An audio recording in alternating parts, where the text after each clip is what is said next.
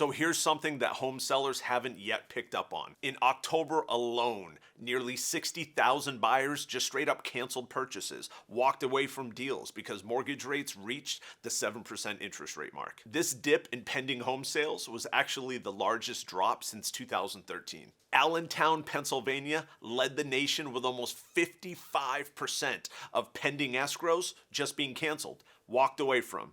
Greensboro, North Carolina came in second around the nation. Remember the good old days of multiple offers and buyers waiving all contingencies for your home? Yeah, those days, they're over. Pricing your home appropriately for sale is more important now than it's ever been. So if you're planning on taking advantage of the market and actually listing your home for sale, maybe to buy up or downsize, stop looking at websites like Zillow, Redfin, or Realtor.com. Those estimates for property values were always a waste of time since the day they came out. Hire a real estate professional who knows the market inside and out and gauge whether or not it's appropriate time for you to sell.